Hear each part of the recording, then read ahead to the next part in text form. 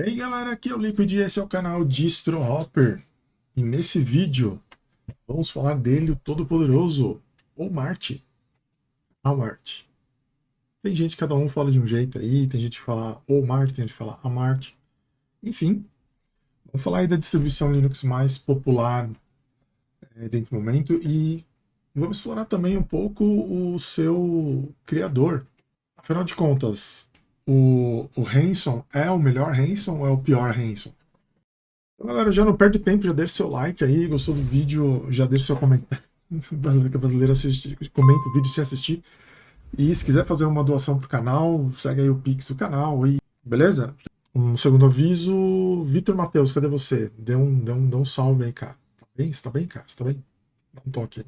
Esse vídeo, ele é mais sobre uma pessoa, eu acho que é um vídeo mais da categoria hackers do que da categoria distro, tá? Porque é, o, o, o, o DHA, que é esse cidadão aqui, ele é uma personalidade, tá? Ele é uma personalidade, ele é um cara que eu já conhecia ele da época do Rails, não que eu tenha desenvolvido em Rails, mas quando eu estava aprendendo Django, na versão 0.9, o Rails também tinha aparecido no mercado, e foi um momento muito interessante, porque você surgiu o Django com uma filosofia completamente, todas as baterias inclusas, na mesma filosofia do Python. Então, o Django te entrega uma framework web com praticamente tudo que você precisa para desenvolver um sistema web: login, admin, sistema de templates, abstração para banco.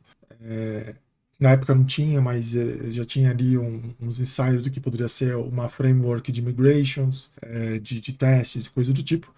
Enquanto o Rails ele te entregava basicamente um mapa para você escolher qual RM você queria usar, qual sistema de template você queria usar. Então, as duas eram duas teses em debate público. E uma te entregava o negócio mais ou menos pronto, você só tinha que codar o que não estava implementado, digamos assim, da framework, né? Mas assim, o CRUD todo, já, tudo que você precisava para desenvolver um CRUD estava lá, enquanto no Rails ele se apoiava muito nos scaffolds, mas ele não te dava uma arquitetura de sistema pronta, você que tinha que escolher qual componente você queria colocar e como ele ia interagir com o seu sistema. No final das contas, o Rails ganhou, né? Em termos de popularidade web, o Rails explodiu. E o Django não chegou a desaparecer, ainda tem muito projeto relevante e importante que usa o Django justamente porque, como diz a famosa frase de rodapé do site do Django, é uma framework para perfeccionistas com prazos, né?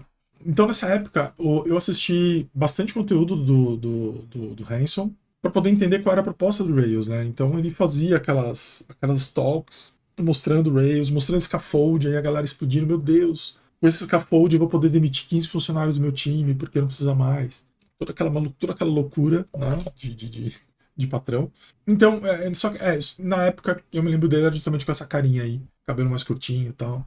Hoje em dia ele tá parecendo um Hanson mesmo, né? Essa foto aqui. Ele realmente tá parecendo um Hanson. Quem não lembra que é os Hansons? Quem lembra dos Hansons? Os Hansons era essa molecada aqui, que ali em 96, 97, 98, eles tinham uma banda que cantava aquela música Umbap. E nem comparava eles ao Michael Jackson, assim, em termos de popularidade e tal. E a banda acabou quando a voz do principal vocalista mudou, porque ele virou um adolescente, né? Que ele era uma criança, aí ele virou um adolescente, começou a ter espinha, e aí a mulherada migrou para pessoas, né, diferentes. Eles migraram para, não para adolescentes, eles migraram para adultos, né? Foram lá curtindo Justin Timberlake, essas coisas aí. Eu tenho várias histórias sobre os Hanson. Várias histórias, tá? Mas não é hoje que eu vou contar. Mas os Hanson fizeram parte da minha vida amorosa e do meu colegial, lá na escola, ensino médio. Enfim, voltando ao nosso Hanson aqui, ele fez uma entrevista com o Landock, tá? O Landock é um cara que é muito controverso, tá? Ele é um cara, eu particularmente tenho mais reservas com o Landock, porque ele virou um polemista. Alright. E ele fez uma entrevista essa entrevista eu recomendo, quem quiser assistir para entender mais ou menos qual que é a estrutura. Por que eu tô falando as coisas que eu tô falando? Meu gato tava pedindo para eu abrir a porta. Aliás, o meu gato, ele arremessou um controle de Xbox da minha televisão. E agora minha televisão parece um jogo da velha. Não tenha gatos, cara, não tem. Eles não vão deixar você gravar os vídeos. Eles vão ficar entrando no seu quarto pela janela e vão ficar pedindo para você abrir a porta. E aí eles voltam pela janela. Aí eles saem pela porta. e fica nesse ciclo, até eu desistir de fazer o que eu tô fazendo. Daqui a pouco ela vai entrar aqui pela janela, tá? Então, eu vi essa entrevista do Landak, eu achei uma entrevista interessante, mas eu não queria fazer um react, tá? Mas recomendo para quem quiser ver, para vocês entenderem um pouco do que eu tô falando nesse vídeo e para entender também quem é essa personalidade. Ele conta muito do que ele pensa. E isso é relevante pra caramba pro nosso papo, tá? Então vamos lá. Como é que eu ouvi falar dessa distro? A distro que eu tô falando, no caso, é o Walmart, tá? O Walmart é uma distribuição Linux baseada no Arch Linux, e ela é completamente opinativa. Diferente do Arch Linux, que ele te dá uma tela em branco, o Walmart ele te dá um computador funcionando. Essa é a diferença do Arch Linux pro Walmart. Ele já vem com os codecs, ele já vem com os editores, ele vem com o Hyperland já com uma pré-configuração. Quem já pegou o Hyperland pré-configurado do zero sabe como isso é difícil, complicado e tedioso e trabalhoso. Tá? Porque não é que é difícil, é trabalhoso. Trabalhoso. Você tem que configurar cada aspecto do seu. Se você já usou um Tiny Window Manager, você sabe o que eu estou falando. Você configura tudo. Tem umas coisas legais que eu queria comentar sobre isso, mas eu entro disso na hora de falar da distribuição. Por que essa distribuição explodiu? Eu tenho minha teoria. A minha teoria é que o DHH, o Hanson, ele tem uma rede social no X, né? Tá lá no Twitter, e ele fez uma postagem anti-imigração. O canal do Teclas, ele comentou um pouco mais, e se aprofundou um pouco mais sobre esse assunto. É alguma coisa do tipo, sou inglês, agora quando vou para a Inglaterra eu não reconheço mais o país onde eu cresci. Alguma coisa nesse sentido, que é uma frase xenofóbica. Alguns podem dizer que ela é racista e coisa do tipo. Então, isso teve uma certa repercussão. Entre a bolha eu não vou nem falar extrema-direita, cara. Eu vou evitar de botar rótulos muito fortes aqui. Mas entre a bolha do pessoal que é um pouco mais anti-inclusão, sei lá. É difícil, cara. É difícil falar esse negócio. Porque eu quero não rotular, mas é difícil. Então, assim, tem um pessoal que não gosta dessa coisa de que pessoas imponham agendas políticas na sua comunidade. Tá? Acho que agora eu consigo resolver isso. Qual é a agenda política? É a inclusão de transgêneros, então, por exemplo, o uso de pronome neutro, usar o nome social da pessoa, políticas de inclusão para mulheres, e políticas para inclusão, eu não sei se dá para dizer para negros, mas esse é um outro assunto. Tá? Cara, eu cheguei a gravar um outro vídeo, abordando exatamente esse mesmo tema, só que o vídeo ele ficou impraticável pro YouTube. Talvez um dia, quem sabe, ele caia num clube de membros aí, porque é um vídeo que ele vai me gerar tanto problema, mas é um vídeo onde eu explico exatamente a minha visão sobre essa coisa toda. Então vamos lá. Então, o que acontece? A gente tem tudo é culpa do Obama, tá? É do Obama no dia que ele resolveu. Eu tô dando uma volta. O Obama, um dia, ele resolveu que os Estados Unidos, todo mundo nos Estados Unidos deveria aprender a programar. Inclusive, ele escreveu um programa, né? Ele foi lá, não sei se foi numa live ou foi num vídeo do YouTube, ele escreveu um programa de computador e terminou falando, gente, qualquer um pode programar, crianças aprendam a programar. Aí o governo deu incentivos para políticas de inclusão de programação, porque os Estados Unidos tinham que virar o país programador. E com isso, muitas empresas, mas muitas empresas mesmo, todas as big techs, praticamente, criaram políticas de inclusão e políticas de, não só inclusão para mulheres, mas também para a população negra, mas nos Estados Unidos é um pouco diferente, porque lá não tem tanto negro assim, apesar que a desigualdade social é muito grande, apesar que não é tão grande assim. Tá? Então aí que tá. Por isso que eu falo que esse é um assunto extra. E de repente, as associações de software livre e algumas empresas começaram a se deparar com problemas do tipo sindicatos. Eles começaram a se deparar com pessoas exigindo nas reuniões direitos. Então, aquele cara que é um escrotão, que trata todo mundo mal e tal, agora ele tem que lidar com o cara não gosta de mulher. Tem gente que é assim, tá? O cara não gosta de mulher, não gosta. Ele gosta de mulher na casa dele, mas no trabalho ele não quer lidar com mulher. E aí ele trata toda mulher mal, principalmente se ela faz o mesmo trabalho que ele. Então ele tenta rebaixar ela lá e tal. Isso é super comum, tá? Pode só perguntar pra alguma mulher, que ela te explica. Pode pra alguma mulher que ela te explica. E aí, essa mulherada começou a falar, cara, eu quero direitos iguais, eu quero ter o mesmo salário, eu quero ter o mesmo poder de voz e tal. E eu quero não ser assediada, eu quero ficar de boa, né? A pessoa trans também, pessoa negra, enfim. E os embates foram ficando, os atritos dos embates foram ficando cada vez mais evidentes, Eu não acho particularmente que isso seja culpa de preconceito especificamente. Eu acho que esse é um problema de rede social. Talvez eu explique isso já já. Isso gerou alguns códigos de conduta. Eu cheguei a falar sobre alguns desses códigos de conduta no histórico aqui do canal.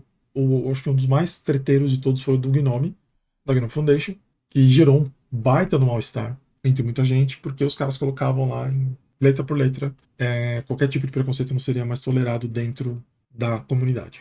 E tem um pessoal que se sentiu perseguido por isso. Ouvindo as histórias, o que eu consegui entender foi de que rolou um cancelamento automático.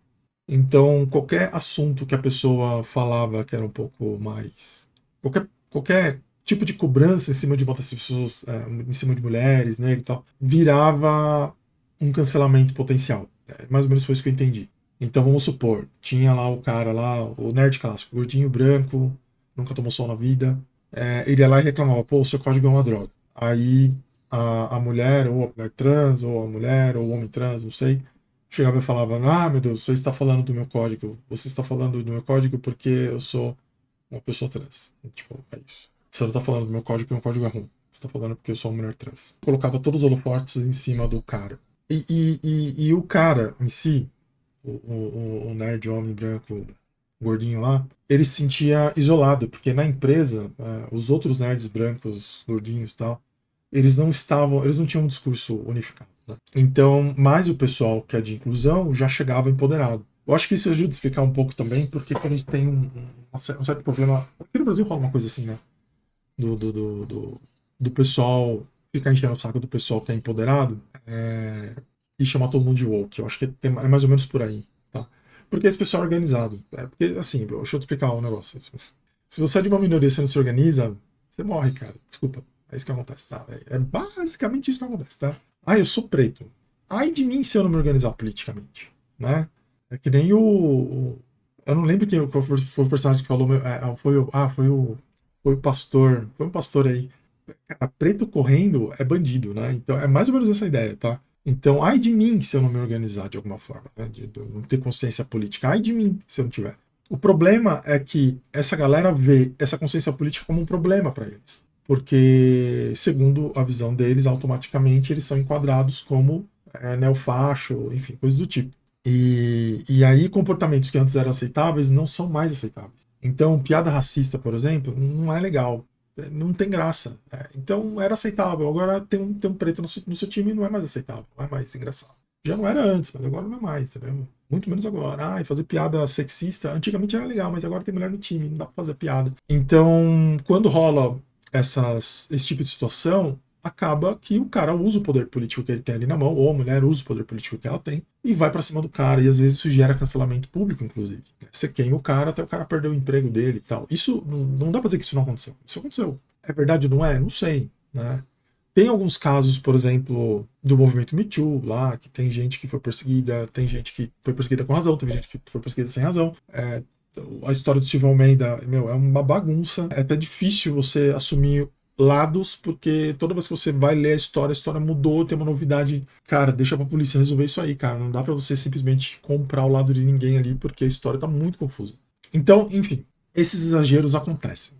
E essa galera ficou calada, desprotegida, segundo palavras do DHH e do Lunduk, durante muito tempo. Mas parece que o jogo virou, não é mesmo? Essa galera agora tem uma rede social. A rede social deles é o Twitter. O Twitter, ele empoderou essas pessoas que se sentiam oprimidas. E quando eu digo pessoas se sentindo oprimidas, não estou falando só do gordinho nerd branco que nunca tomou sol e que chefia o departamento de TI. Não é só esse cara. Você tem toda uma outra hecatombe de pessoas, de perfis com visões de mundo extremamente questionáveis. E elas também foram empoderadas e elas também estão falando. E muitas vezes, pro nosso colega ali que está sendo reprimido pela mulher de Black Power, ele precisa se juntar com outras pessoas para poder ter a voz dele. E às vezes essas outras pessoas são nazis.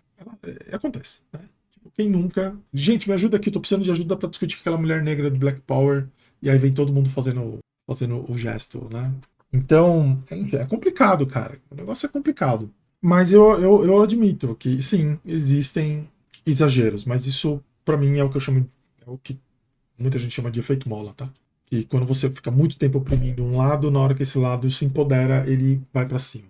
Isso acontece para os dois lados, tá? Então, durante os últimos anos, principalmente depois da chegada do Obama no poder, 2008 para cá, os grupos negros, mulheres, eles foram muito empoderados. Não que o Obama seja um cara de esquerda, mas ele era um presidente negro, velho. Num país que 40 anos antes, negro não podia usar o mesmo banheiro que o branco, não podia pegar o mesmo ônibus, não podia frequentar a mesma escola.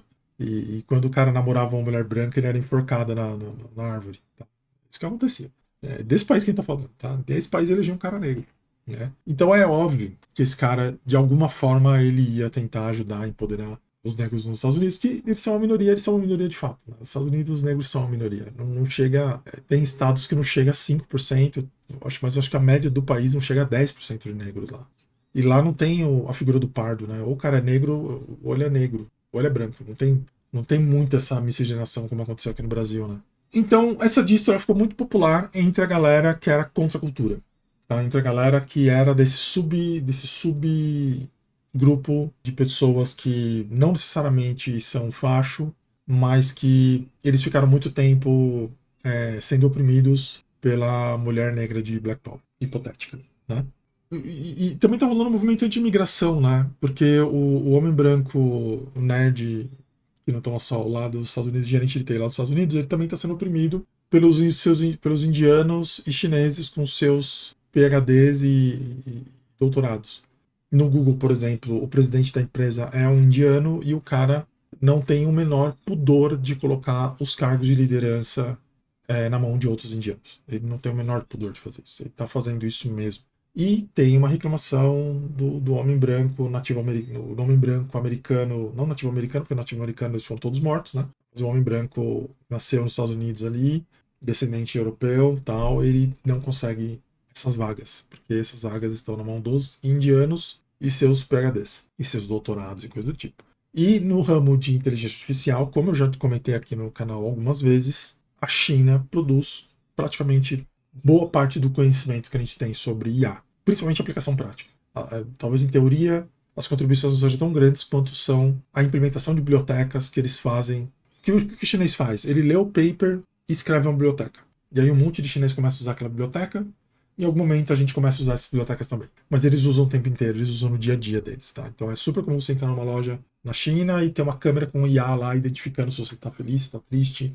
E aí ele troca a música para você ficar mais feliz. Isso acontece na China, mas não acontece nos Estados Unidos, por exemplo. Porque os Estados Unidos eles podem até desenvolver as tecnologias teóricas, mas na hora de implementação prática, quem implementa isso muito bem são os chineses, eles implementam isso em tudo, praticamente. Tá? A ordem do dia dos caras é botar IA em tudo. Então é natural que quando você precisa implementar um projeto de IA, você vai chamar um chinês. Principalmente se ele tem um PhD. E PhD é um negócio muito caro de formar. Né? E principalmente num país como os Estados Unidos, onde a educação não é pública. A educação superior, existe educação pública, mas as universidades de ponta são todas muito caras, elas são inacessíveis para a maioria da população. E mesmo que todo mundo ganhe bolsa, a gente está falando de formar, sei lá, 2.000 profissionais por ano. Enquanto na China os caras têm uma linha de produção. Forma gente genial, forma gente medíocre, mas forma 15, 20, 30 mil pessoas nessa área. Né? Então tem essa diferença sobre os Estados Unidos e sobre a China. E isso impacta nas contratações das Big Techs. Então é super comum você olhar uma Big Tech, principalmente nesses anos de IA, você vai ver um indiano, vai ver um chinês, mas você não vai ver um americano, vai ser difícil ver um americano nesses cargos de diretoria e tal. Porque esse cara não existe. Esse cara, ele é muito mais raro você encontrar um cara com essa especialização no mercado americano, tá? Mas o cara que tá ali, programador de CRUD, ele olha e fala, tá vendo? Todo mundo é indiano lá pra cima, nenhum branco consegue acessar lá, isso é racismo reverso, mas eu não posso falar nada senão vou ser cancelado. Então é mais ou menos esse o sentimento que essa galera tem. E quando o DHH, o Mr. Hanson, ele fala nas redes sociais dele o que ele pensa sobre essas coisas todas, ele não é cancelado. O pessoal, na verdade, se vê espelhado nesse cara, né? O pessoal se espelha nele. Ele virou uma liderança desses pobres coitados sem voz que permeiam os porões aí das empresas que tem departamento de TI. Esse cara, ele é extremamente carismático, tá? O DHH é extremamente carismático, ele é um cara que é gostoso ouvir ele falando, principalmente quando ele fala de tecnologia, que ele é um cara muito apaixonado pelo que ele faz, pelo que ele fez, e ele não fez pouca coisa, tá? Ele é o cara que ele criou o Ruby on Rails, isso não é pouca coisa, tá falando de uma empresa que gerou trilhões de dólares em valor de mercado nos últimos 20 anos. Com certeza, tá? O e-commerce do mundo praticamente roda em cima do trabalho desse cara e da comunidade que ele criou. Então ele é um cara que ele sabe criar comunidades, ele sabe fazer as pessoas engajarem no discurso dele. E ele é um cara extremamente carismático, né? E as pessoas se identificam, porque ele foi cancelado depois que ele postou sobre os imigrantes na Inglaterra. A Inglaterra pode invadir o seu país, encher de gente estranha, mas se você estranho vai para lá, ai meu Deus do céu, não reconheço mais meu país. Bem que eu acho que nem inglês eu acho que ele não é. Então, é um imigrante reclamando de outros imigrantes, provavelmente. Enfim, essa que é a treta. A treta é basicamente que ele fez essa distro, ele fez o Roman Rails, depois ele fez uma distro, muito bem feita e tal. E essa distro dele chamou a atenção do mundo porque ela teve um recorde de downloads. Se eu não me engano, foram 150 mil downloads em 2 dias. Cara, isso para uma distribuição Linux é muita coisa. Nenhuma distribuição Linux tem esses números. Nenhuma. Garanto para vocês, nenhuma tem. Eu acho que a culpa disso é do Dio Linux, mas eu não tenho certeza. Tá? Mas é porque dias antes de eu ler essa notícia, o Dio Linux fez um vídeo muito bem sucedido sobre essa distribuição Walmart. Tá? Então, talvez ele esteja achando que é porque ele representa os gordinhos do porão, mas talvez seja só um vídeo do Dio Linux que deu certo. É meu palpite. Então, o que acontece, né? Qual que é a motivação dessa distro? Isso que é mais interessante de comentar aqui, tá? A motivação é o Unix Porn, palavras do próprio DHH. Ele é um frequentador desse fórum. O Unix Porn é do Reddit, tá? O Reddit é uma rede social muito antiga, é a rede social que eu mais uso hoje em dia. Como vocês podem ver, eu sou um cara um pouco experiente. A minha conta tem 18 anos, tá? Então é isso. Minha conta no Reddit tem 18 anos, beleza? Pois é. Eu sou velho e eu tava lá. Quando a internet era mato, cara, eu tava lá capinando. E o Unix Porn é um fórum dentro do Reddit onde pessoas customizam seu computador e postam para outros nerds opinarem a respeito. Então você tem pessoas apaixonadas compartilhando seus desktops lindos e maravilhosos com outros apaixonados, tá? E é um Hyperland. É um Hyperland, então assim, você tem. O que mais bom por aqui é o Hyperland, tá? Que é o desktop mais bonito que a gente tem hoje. E eu acho que dos Wayland, eu acho que ele é o tiling mais bem acabado, pelo menos dos que eu testei. Eu sou um cara que eu era muito fã do Awesome, só que o Awesome ele entrou numa. Eles entraram numa onda de tentar reescrever o código para o Wayland, deu errado, e aí eles pararam de publicar releases. E agora, se você quiser instalar o Wayland, desculpa, o Awesome, você tem que baixar o Git dos caras e compilar na sua máquina e torcer para dar certo ali na hora. Se não der certo, tem que procurar ajuda. Então, eu tentei compilar o Awesome do Source aqui na minha distro e eu não consegui. Então, eu não estou mais usando o Awesome. E o release dele de distro tem quase 10 anos já, que é o 4.3. Então, ele não reflete as novidades. E se você quiser as novidades, você tem que usar o do Git. E o Git nem sempre compila, tá? E eu não estou falando de uma distribuição que é difícil de compilar. Então, essa é uma outra novidade. We back. Voltamos às origens, tá? Por quê? Por quê? Onde está o NixOS? Tal. O meu grande problema é que eu estava com dificuldade de compilar coisas. Por incrível que pareça. Eu estava produzindo um vídeo aqui pro canal e eu precisava compilar um negócio. E eu não consegui compilar esse negócio no NixOS por causa das bizarrices do Nix. E aí eu fiquei de saco cheio, botei o Gentoo de volta e estou usando ele, tá? Então depois de 3 anos eu larguei o Nix. E estou usando o Gentoo novamente. Estou feliz e reflexivo sobre essa mudança, mas enfim. É isso. É o Unix Porn, que é um lugar onde robistas e hackers tunam seus desktops e compartilham com nerds. Essa galera aqui é o gordinho do TI lá, que não toma som. Essa galera. Que é uma galera que gosta muito do que eles fazem, gosta muito de tecnologia, que eles acham que qualquer interferência e qualquer assunto político no meio da tecnologia é um problemaço. Que é uma crítica que eu sempre sofro aqui no canal. Fala de tecnologia, não fala de política. Só que, não tem como se separar as coisas quando a gente está numa polarização onde um lado defende literalmente a extensão do outro. Tá? Isso não é exagero. Isso não é exagero. A gente tá falando aqui no YouTube brasileiro tem gente que defende a volta da escravidão, você concorda? Aí eu tenho que ficar quieto. Tem que deixar o cara falar. Deixa ele falar. O cara vai em tudo quanto é podcast de tecnologia, fala um negócio desse. Às vezes o host aplaude ele e fala, não, é isso mesmo. E aí eu vou ficar quieto aqui. Não dá, cara. Eu não sou suicida. Tá? Tem que falar as coisas. Ó, o gato acabou de dar a volta aqui. Deixa eu abrir a porta pro gato sair. Meu amigo. Vida com gatos. Então, o Unix Porn é um lugar muito inspirador. É um lugar muito legal, porque você... Essa é uma crítica que eu já fiz, talvez aqui no canal, talvez para algumas pessoas, de que o Linux ficou muito igual, né? Você pega qual que é a diferença do Fedora pro Ubuntu pro OpenSUSE? Você pega um screenshot de cada um deles, qual que é a diferença? Eu vou procurar aqui. Fedora Nossa, minha internet tá ruim. Aqui, imagens, imagens, imagens. Tirando a paleta de cores, é complicado você saber quem é quem, né? É tudo a mesma coisa, cara. Olha aí, ó. É todo o mesmo conceito, os gnomes tudo igual e tal. E aí você vem pro Reddit aqui, ó, você vê coisas completamente diferentes, né? Que é o quê? A galera que realmente gosta desse negócio, o cara quer customizar, o cara quer botar o personagem de anime dele no fundo. Ó, aqui temos um islâmico aqui. Olha o que você consegue fazer com Linux, né? E essa foi uma das inspirações do DHH, quando ele fez o Marte. Ele falou, cara, eu quero um desktop que seja customizável, que seja bonito como esses do Unix Porn, e não que não seja igual a tudo isso, tá? Lembrando que o DHH ele é o seguinte, ele é um cara que ele usa Mac desde sempre, tá? Então ele criou o Ruby on Rails no Mac, ele usou o Mac durante toda a vida comercial dele, e ele ficou multimilionário, imagino eu, com as empresas que ele tem, Basecamp e tal, coisa do tipo. Ele não trabalha mais, na verdade, ele se aposentou e ele não quer mais usar Mac. Ele acha que tipo, é um cara multimilionário, mas ele não quer ter que pagar licença de serviço da Apple lá e resolveu usar Linux. Tá? Esse foi o discurso dele. Então ele usa muito baseado no Linux Porn, de você poder customizar as coisas, é o sentimento que ele tinha de que ele queria ter um sistema customizável, bonito. E aí ele fez uma distro para ele, tá? Ele era um usuário do Arch Linux, e o Arch Linux é uma distribuição Linux que é um quadro em branco, né? E aí tem uma coisa dele que eu achei bem interessante, que ele falou, que é o seguinte, que eu já passei por isso também.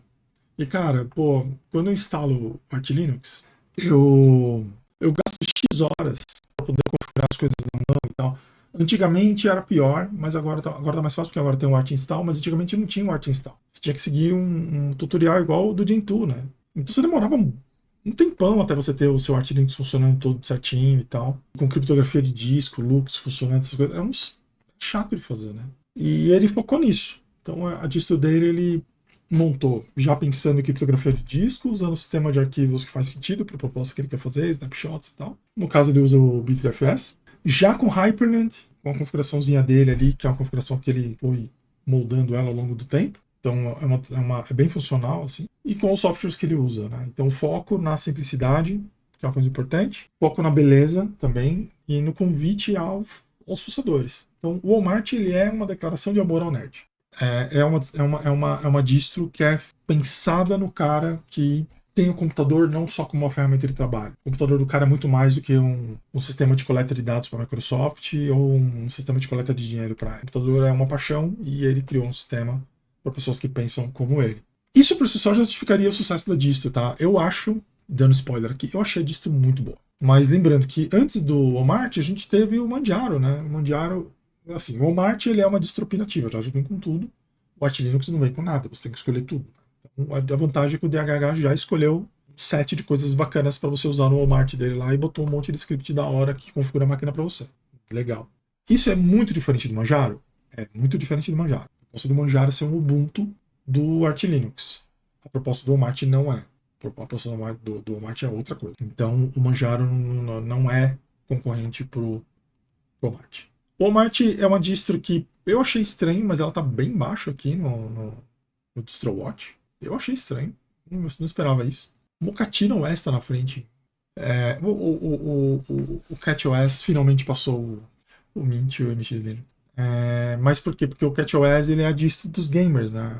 O Linux ele tá sofrendo uma tsunami de novos usuários por causa do Windows 10. Né? O pessoal, essa história, eu não comentei, não fiz vídeo sobre isso aqui no canal, mas é curioso como o fim do Windows 10 provocou uma reflexão na galera que jogava no Windows. E eles experimentaram o Linux e viram que o Linux roda jogos de Windows melhor do que o próprio Windows. E agora a gente está vivendo uma invasão de novos usuários. Tá? O próprio DHH falou que só 20% dos usuários da distro deles são usuários de Linux. A maior parte do pessoal vem do Windows e do Mac. Isso é muito interessante. Muito interessante. Porque esses caras que vieram do Windows e do Mac, eles não estão procurando distribuições Linux cara de Windows ou com cara de Mac. Isso é muito curioso. Isso é muito curioso. Talvez ele realmente tenha tocado um ponto nevrálgico ali do nerd. Para se pensar. Porque se o novo usuário que está chegando está procurando uma experiência Linux, sendo que o Linux sempre foi muito negligenciado desse ponto de vista é muito curioso. Acho bem interessante. Inclusive, essa nova onda de usuários Linux que estão chegando, que é a galera que está vindo do Windows e tal, no Linux, eles estão.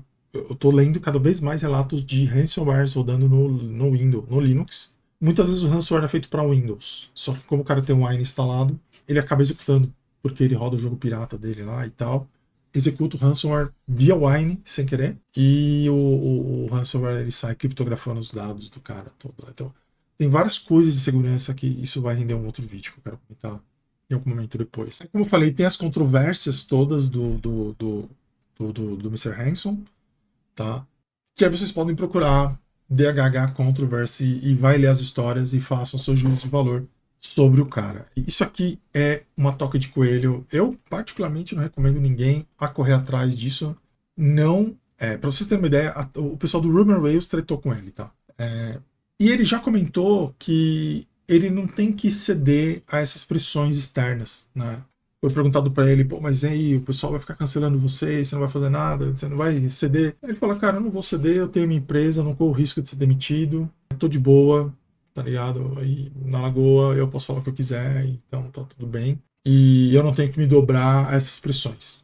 Na entrevista com o Mundo, que nenhum dos dois entram nas controvérsias, tá? Porque se eles entrarem nas controvérsias, o vídeo cai. É isso. Tá? Entenda dessa forma. Tá? Se eles entrarem nas controvérsias, o vídeo vai cair. Então eles não entram. Eles ficam circulando, rondando ali como se fosse uma bobagem, como se o que é falado, o que eles defendem fosse uma completa bobagem. Eu não sei se é o caso de ser completamente bobagem, eu acho que não. Tem dependendo do país, algumas coisas que a DHH defende pode ser crime. Então, enfim, procure, mas não entra muito nisso. Porque se tem um poder que a grana traz para as pessoas, é o poder de entrar na mente das outras pessoas e pautarem a vida delas.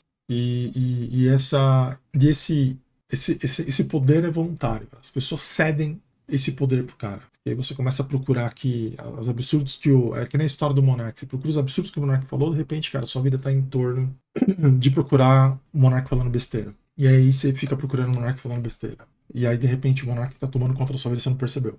Então, por isso que eu recomendo, não vale a pena, não procure. Não procure sobre essas coisas. E, inclusive, tem alguns canais que eu recomendo que as pessoas evitem um pouco, porque são canais que eles são focados nesse tipo de notícia para quem depende desse tipo de notícia. Tá?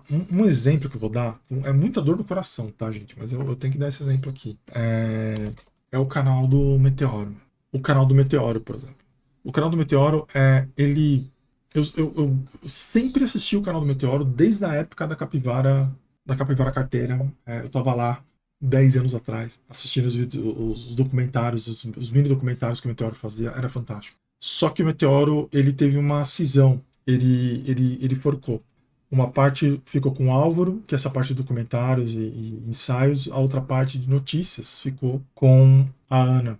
E essa parte de notícias, ela é muito focada nesses micro-influenciadores que não agregam nada para ninguém e que se todo mundo resolver parar de falar deles durante 5 minutos, eles acabam, porque eles não têm nada para acrescentar. Tipo, nada. Eu não tô falando especificamente da Jojo Todinho, mas assim, de qualquer um. Se você for procurar o Meteoro, ele é cheio desses personagens recorrentes. Todo santo dia tem um vídeo desses caras aqui. Então, no final das contas, assim, se você assina esse canal, ó, todo dia tem essas mesmas pessoas, mesmos assuntos, todos os dias. Na verdade, não é todos os dias, é uma vez 5 vezes por dia, eles soltam 5 vídeos por dia, né? Então, se você deixar, esses caras pautam sua vida em torno de polêmicas de pessoas que são completamente relevantes. Então, é um conselho que eu dou para sua saúde mental. Consuma hard news. Simplesmente não consuma. Não consuma. Cara, compra um Kindle. Compra um Kindle. Não leia notícias de site, de notícias, essas coisas, tá? É uma bobagem, tá? Você vai perder seu tempo. Simplesmente não perca seu tempo com isso. E não fique atrás do Nicolas para saber qual foi o último absurdo que o Nicolas falou. Ou alguma notícia vexatória sobre o Nicolas. Não procure essas coisas. Senão você só vai receber isso, e são notícias que não mudam nada a sua vida, você não aprende nada com isso. Nada, nada, nada. Não aprende nada. Não vai mudar a sua vida, em forma alguma. Isso só vai te deixar engajado e mobilizado em torno de um tema que você não pode fazer absolutamente nada sobre o assunto e que não muda nada a sua vida, tá ligado? Eu imagino que é uma lavagem cerebral que eles fazem em cima das pessoas, tá? É uma lavagem cerebral. Essa repetição de tópicos, uma lavagem cerebral. Eles estão adestrando sua mente para você consumir cada vez mais e mais e mais esse conteúdo. E o comportamento é um comportamento obsessivo compulsivo mesmo. Eles estão explorando a sua dopamina. Eu não sei dizer se o Meteoro é inocente a ponto de saber que eles não estão fazendo isso. Eu acho que eles sabem que eles estão fazendo. Eles sabem que essa funciona. Mas eles precisam se bancar. O meu ponto é, eles precisam se bancar, mas qual o sentido do trabalho deles, né? Se todo o vídeo deles é hard news, então o objetivo deles é distribuir hard news, é fornecer conteúdo viciante. Esse é o objetivo do Meteoro. Então essa é a crítica que eu faço. Diferente do Álvaro, que são os ensaios que te botam pra pensar com filosofia e tal. Hard news, cara, não serve pra nada. Não serve pra nada. Não tem uma decisão importante na sua vida que você vai tomar porque você tá vendo uma notícia do Meteoro ao vivo. Não tem, cara. Simplesmente não tem. É só absurdo atrás de absurdo, atrás de absurdo, atrás de absurdo, atrás do próximo absurdo, te deixa mais indignado, te deixa mais mobilizado.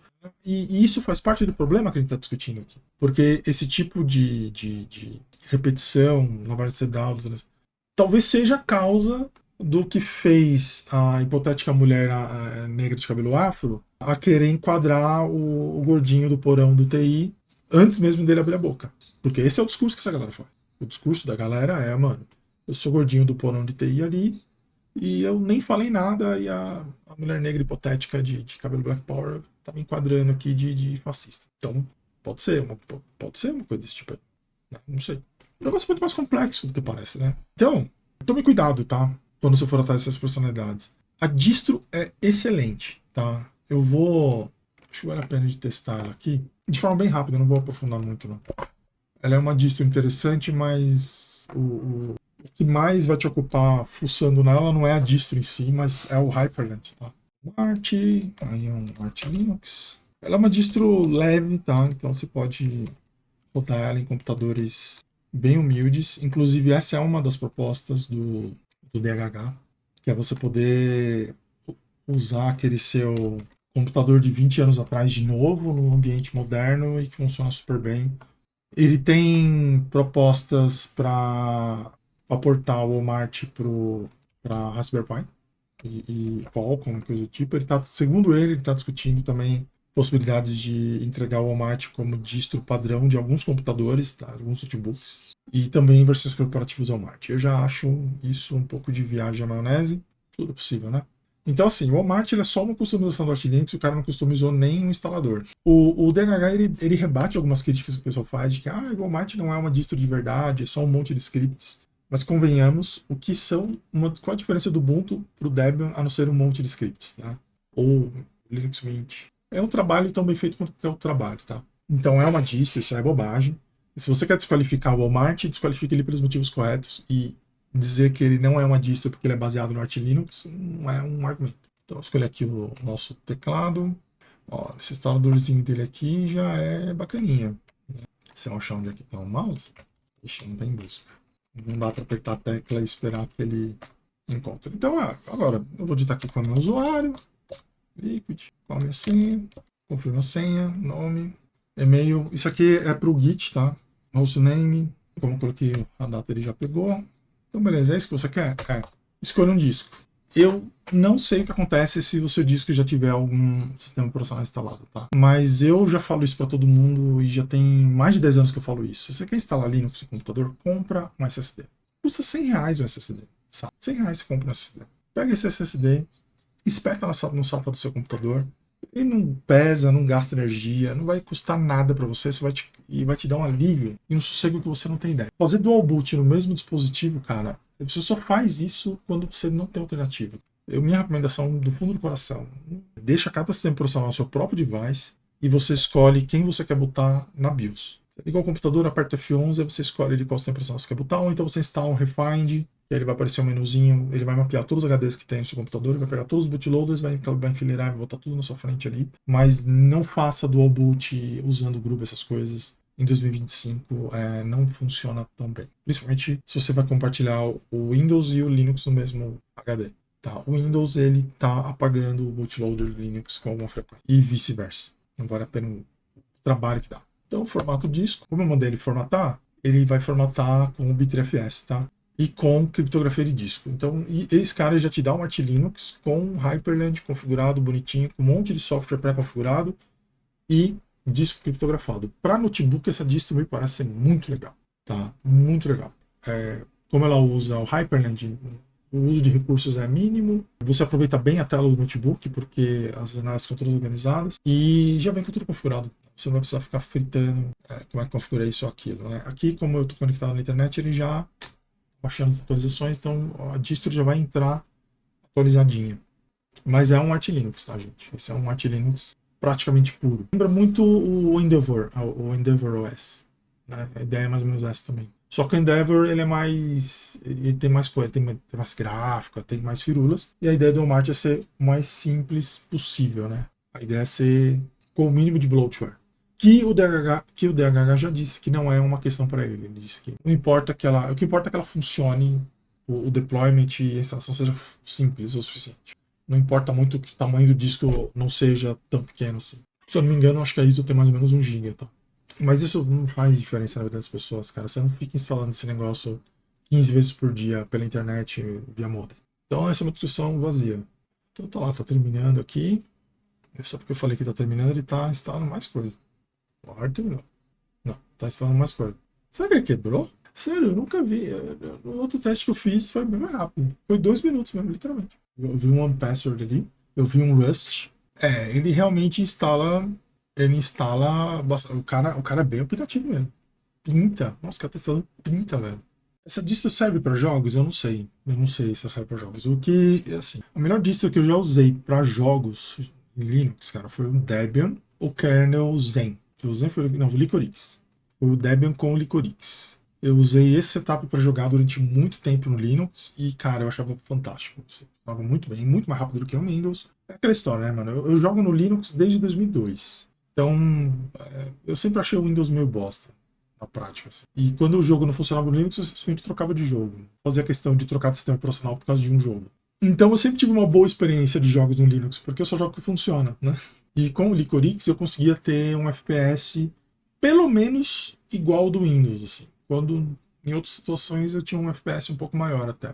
Eu lembro que meu benchmark era o Dark Souls 3, que o Dark Souls 3 no Linux era 30 FPS. Mas quando eu botava o Licorix, ele passava de 60. Em Full HD, tudo no Ultra, tá? Mas hoje em dia a gente tem o kernel do CatOS, né? Que eu preparei um roteiro, eu preciso gravar. Eu fiz uma boa pesquisa de por que o CatOS é tão bom para jogos, né? Tem a ver com o scheduler que ele adota. É um scheduler modificado e otimizado para games, tá? Então isso é bem interessante. Mas isso é outro assunto para outro vídeo. Terminou aqui a instalação. Vamos rebootar. Aí já entrou nesse bootloader que eu sei que não é o Groovy, mas eu não tenho certeza qual que é esse bootloader, tá? Eu consegui editar? Ah, é o Groovy. Nossa, ele parece o Groovy. Nossa, eu nunca tinha visto bonitão assim. Eu tô falando isso porque quando eu fui instalar o Gentoo, eu vi lá que tinha várias novas opções de bootloader que eu não tô tão acostumado. E não só do Systemd, mas tinha do Systemd, mas tinha 5 outros lá também. Focado nessas System Word e tal. Então parece que o bootloader é um grupo mesmo. A primeira coisa que a gente pede é a senha. Qual é a senha? A senha que você definiu, que é a senha do seu usuário e a senha da criptografia do seu disco. Ele faz aqui uma coisa que eu faço nos meus computadores e notebook também, que é o seguinte. Eu já dei a senha do disco. Então o boot ele vai direto para uma interface gráfica. Eu não digito, eu não entro com o meu usuário na senha de novo depois. Tá? Isso por padrão. O que é um comportamento que faz muito sentido, né? No Mac é assim também. E faz muito sentido isso, por quê? Porque essa história de computadores com múltiplos usuários, cara, convenhamos, não existe mais. Isso aí é muito raro. Assim. É só em computador na universidade. Você vai na sala de computadores da universidade, você tem lá o seu usuário e sua senha corporativa. É uma exceção, não é a regra. Na casa das pessoas, cada um tem seu próprio celular, então também não é exatamente uma regra. Então, na prática, eu não tenho que lidar com múltiplos usuários do mesmo computador desde que eu saí da casa da minha mãe. Porque eu dividi meu computador com meu irmão. Meu irmão tinha a conta dele e eu tinha a minha. Cara, depois disso, nunca mais. E aí a minha mulher tem o computador dela, eu tenho o meu filho tem o dela, e cada um usa o seu. Então, na prática, faz muito mais sentido você fazer exatamente isso mesmo. Você pede a senha uma vez só lá no começo, e aqui ele rola um auto-login. Essa interface do Walmart é um Hyperland. Quem já usou o Hyperland com configuração do zero sabe que essa não é a cara do Hyperland. O Hyperland puro, sem nada, ele é muito tosco, te dá muito pouca coisa pronta para você trabalhar, tá? Ele te dá um mínimo ali de atalhos de teclado e só. Aqui não, aqui o negócio é caprichado. E inclusive, eu achei bacana, um toque especial, mano, você entra e ele te mostra keybindings, né? Keybindings são um negócio importante, pra você não se perder. Então você tem Super Space, parece o Hoff, né? Não tenho certeza se é o Hoff, mas parece o Hoff. E aqui você digita o que você está procurando, tá? Então aqui você já vê um pouco do teor do DHH, né? Ele botou o Basecamp aqui, que é a empresa dele, né? Então ele já botou o Basecamp. Tem o OnePassword, que é é um outro programa que muita gente que usa Mac usa, o OnePassword. Esse Adder, não sei o que é, Bluetooth, negócio importante. Calculator, que também é um negócio importante, né? Então, quer dizer, você já abre o launcher com coisinhas. Cara, esses anos todos que esse maluco usou Mac estão aqui. Estão aqui. Tá? E você botar o que você usa mais próximo do usuário, né? O que é esse Adder? Não sei. Ah, editor de temas. Que legal. Então eu consigo ter o tema. Tá, não sei o que eu tô fazendo mais. Eu sinceramente não sei o que eu tô fazendo. Para fechar é o Windows C, né? Não. O Windows W? Windows W. Windows W fecha as coisas. E eu perdi meu papel de parede. E tem uma atualização para fazer. Ó, eu cliquei na notificação e ele aparentemente está fazendo alguma coisa, eu acho. Ele tem aqui esse outro ícone. Ah, para você criar assistente snapshot. Interessante. Então tá, ele cria o snapshot antes de atualizar. Isso para quem usa Arch Linux é muito importante, tá? Invejosos vão dizer que o Arch Linux quebra muito na atualização. Eu não vou falar isso porque eu não sou um invejoso. Mas eu acabei de instalar e já tem atualização. Essa vida louca. Arch Linux é vida louca, meu amigo. E tem esse Super Alt Space, que é o Walmart Menu, que são os aplicativos, o menuzinho do Walmart. Aí tem os apps. Nossa, os apps então. Ah, tem mais coisa aqui. Calculator, ChatGPT, Chrome, Discord, Disk. Então tá na ordem alfabética aqui. Eu achei que era a coisa mais importante, não, é a ordem alfabética mesmo. Discord, Disk User, acho que ele usa o nome Disk User. Okay. É uma distro muito roots, né, cara? Você para pra pensar, cara, ela é toda focada em ferramentas de console, tirando o Bragnete no Gnome ali. Esse Adder é um configurador de tema do GTK. Os atalhos aqui do Hyperland estão todos diferentes. Eu não sei o que faz o que aqui. Deixa eu. Essa ideia que eu estou fazendo aqui. Esse aplicativo, ele me lembra um pouco. Ele é feito em PyTK? Caraca. Ah, achei. Alt T. Que é para deixar esse cara em forma de janela, pelo amor de Deus. X. Deixa eu. Nossa, quem que é esse console? Echo Shell. É um bash, ok. Kit Diamond. Não. Do que é feito esse cara? Ele é um binário? É um shell. Que shell bonito, né? Ah, não. Ah, tá. Nossa, que curioso. Ele é uma espécie de Electron. Ele é feito em JavaScript. Que exótico. Que exótico. Vamos ver o que é isso feito. Ixi, não tô ouvindo. Deve ser Nelvin, né? Não é Nelvin. Não. Cara, não tem no editor. Tá bom. Cara, que doideira isso aqui. Ele usa uns esquemas de components que me lembram um pouco o React, mas são coisas aparentemente do Gnome. Ixi, achei um arquivo backup aqui, hein? Deus tá vendo. Alguém deixou lixo aqui. Cara, que curioso isso aqui, né? Eu nunca tinha visto, não. Bem interessante. É o esquema do GTK, usando o JavaScript. Eu nunca tinha pensado que a comunidade hacker se interessava por desenvolver janelas usando JavaScript, assim. Isso é um aprendido. Tem esse cara aqui no Gentoo, esse tal de G já aparece? Não tem, porque eu não tenho o nome. Ok. Bem interessante. O que mais temos aqui? Learn. Quero aprender coisas. Deixa esse cara float. Esse aqui, input method. Olha só. Então, esse é um Waybar. Que bind, Hyperland, Nelvin. Nossa, demorou tanto para ver isso aqui. Trigger, styling, style, theme, font, background. Temos problemas, né? Nem tudo está muito. Eu já percebi que nem tudo aqui está funcionando, está muito redondinho. Mas ele tem aqui as áreas de trabalho virtual. Isso aqui no Hyperland por padrão, por exemplo, não tem. Isso aqui é um módulo extra que o cara meteu. Deixa eu ver a operação do Hyperland, como é que tá. Não que seja um. Está tudo separado em arquivos separados. Tá. Bindings, Look and Feel, Windows, Hyperland. Entendi. Monitor Input, Bindings, English, Look and Feel. Ok. Tá. Tem que navegar aqui. Eu não vou entrar, não vou aprofundar nisso não.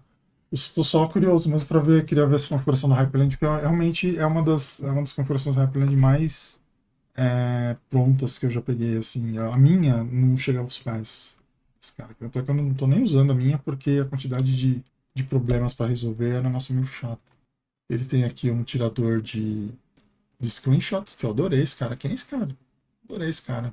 Eu tiro muito screenshot. Muito esse cara, velho. Screen tudo mais.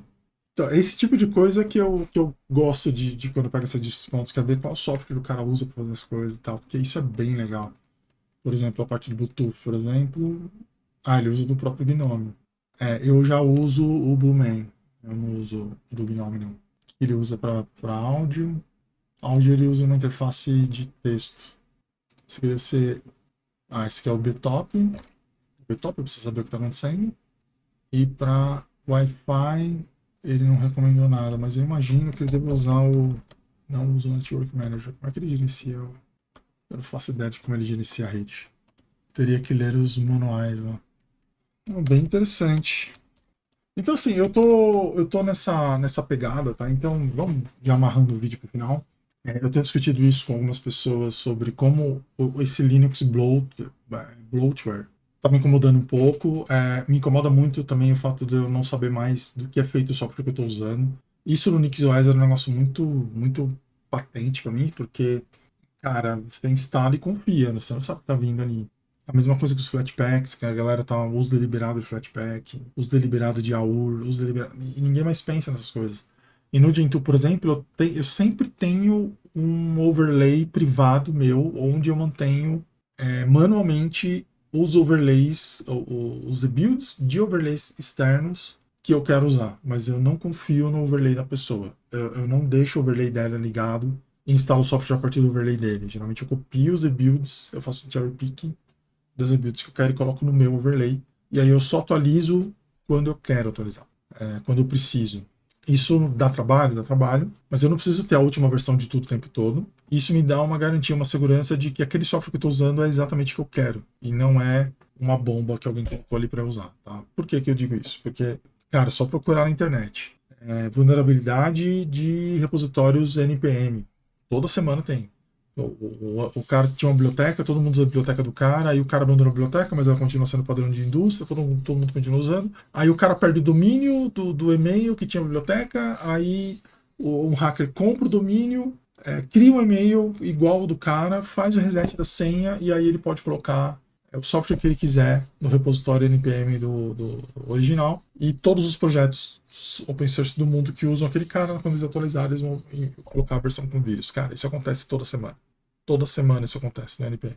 Teve alguns casos que eu vi de pessoas usando PPA no Ubuntu, PPAs do Ubuntu, não necessariamente no Ubuntu, mas que pegaram um ransomware, tá? Porque era no software, não lembro, alguma coisa que facilitava alguma coisa da NVIDIA, e aí o cara que vai jogar, ele quer instalar, ele precisa, aí ele procura o PPA, ele acha, e de repente, eu adorei esse negócio, e de repente ele, meus arquivos estão criptografados aqui. O que está acontecendo? Isso é normal do Linux? Não, não é, cara. Você se lascou. No AUR teve uma situação também, pelo menos esse ano, acho que eu vi duas situações onde conseguiram subir para o AUR software zoado, mas eu acho que em um dos casos a comunidade pegou antes e no outro caso infectou pouquíssimas pessoas. Então, conforme essa galera do Windows vem para o Linux, isso vai ser cada vez mais comum. Então me incomoda muito essa falta de visão do sistema, né? Então eu prefiro controlar algumas coisas sozinho, né? Flatpak, por exemplo, tem que usar FlatSeal. Tem que usar FlatSeal. Se você usa Flatpak, você não pode deixar o Flatpak que você instalou ter acesso a todos os arquivos da sua máquina. Ele tem que ter acesso só aos arquivos dele, só. E as configurações dele, e só. Ele não tem que conversar com outro software. Se você tem um Flatpak e precisa conversar com um monte de outra coisa, talvez não devesse ser um Flatpak, tá? A grande vantagem de você usar os pacotes da sua distro, porque, convenhamos, Flatpak é uma necessidade para quem usa Gentoo, para quem usa distribuições mais exóticas. Mas, cara, quem usa Arch Linux precisa do Flatpak. Olha a quantidade de pacotes que tem no Arch Linux. Ou no NixOS, ou no Debian, ou no Fedora. Principalmente no Debian, né? Se o seu software não está no Debian, ele não existe. Como é que você vai me dizer que eu preciso botar o Flatpak porque... Não. Enfim, coisas para se pensar, tá? Então é isso. Eu gosto muito dessa proposta de distribuição, onde o cara faz mais do que só trocar pó de parede do Gnome, tá? Controvérsias à parte, o trabalho do cara é muito bom. Diz ele que já existe uma comunidade usando e melhorando a distro além dele, então ele diz que já conseguiu ultrapassar a velocidade de escape dos projetos open source, que é quando o fundador consegue sair do projeto, o projeto anda sozinho. Eu acredito que isso é verdade. Eu não sei dizer se a comunidade do Walmart é tóxica ou não, eu não procurei, porque uma das teorias é a seguinte: o Lunduk, por exemplo, ele diz que o Walmart fez muito sucesso porque várias pessoas oprimidas, brancas, gordinhas, que trabalham no porão do TI, ficam ofendidas com o Gnome e eles não querem usar distribuições que tem um Gnome. Então, na hora que apareceu o Walmart, foi todo mundo para lá. Minha teoria é de que é culpa do Dio Linux, não tem nada a ver com os gordinhos. Se é verdade que são os gordinhos ressentidos que estão indo para lá, então a gente vai ver bosta nos fóruns deles. É o caso? Não sei. Entendeu? Tem indiano desenvolvendo essa distro? Eu não sei. Tem chinês desenvolvendo essa distro? Eu não sei. E eu não sei. E assim, os relatos de indianos e de chineses nem tanto, mas eu vejo muito relato de indiano falando que está sofrendo preconceito em projeto open source. Tá? No caso especial, eu vi de uma menina, uma indiana, uma mulher, que ela pastou para conseguir fazer o pull request no projeto software livre, e ela teve que fazer um escândalo pro cara olhar pro pull request dela. Porque nem olhar o pull request o cara não estava olhando, o cara estava ignorando o pull request dela, porque ele olhou na foto uma mulher indiana, mas é bobagem, não vou colocar. É coisa de inclusão, é woke. Não vou olhar. Então, eu não vejo motivos para uma PhD estar falando disso na internet sem necessidade. Ela tem um PhD. Então é complicado, mas eu espero que, se a comunidade for escrota, que façam forks. Tá? Eu acho que é uma distro que vale a pena fazer fork. Se ela for uma distribuição tóxica, com comunidade tóxica, faz fork. Não tem problema. Mas essa tecnologia é boa. Tá? A ideia é boa, a proposta é boa. Acho que faz muito sentido. Eu sinto muita falta no Linux daquela entidade hacker que eu via nos anos 2000. Eu vejo essa galera toda no BSD, no OpenBSD especificamente. Aqueles nerd hacker.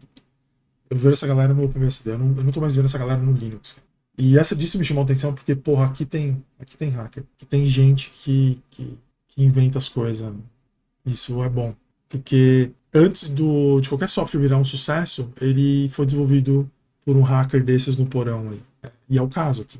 Então, o Ruby on Rails foi desenvolvido no porão. Então, é importante você ter esses caras que criam tecnologia próximos. Eu acho injusto dizer que as mulheres indianas, ou que os indianos, os chineses ou os negros não criam nada. É injusto. E é burrice dizer isso, inclusive. Então, você tem que ter ambientes que são amigáveis para todos esses públicos. Tá? Inovação é feito de diversidade. Toda inovação vem da diversidade. E eu não estou falando especificamente da mulher hipotética de Black Power. Não é disso que eu estou falando. Estou falando de diversidade de pessoas. Pessoas diferentes, convivências diferentes, ideologias diferentes, backgrounds diferentes, porque na hora que aparece um problema que ninguém nunca viu, cada um dá a sua ideia e o problema se resolve. É assim que funciona na raça humana. Né? Indicação de filme? Claro. Predador Wastelands, Terras Selvagens. Ele fala exatamente sobre isso. Exatamente sobre isso. A gente está falando de um predador que ele é sim um gordinho do porão do TI e que para conseguir resolver um problema ele precisa do pessoal do Woke. Tá duvidando? Vai assistir o filme. Então é isso, galera. Gostou do filme? Gostou do filme? Gostou do vídeo? Dá um like. Não gostou? Dá um dislike. Dúvidas, sugestões, deixa aí nos comentários. Quero ouvir muita opinião de você sobre isso, porque eu tô com uma dificuldade muito grande. Tô cheio de dedos para lançar vídeo aqui no canal.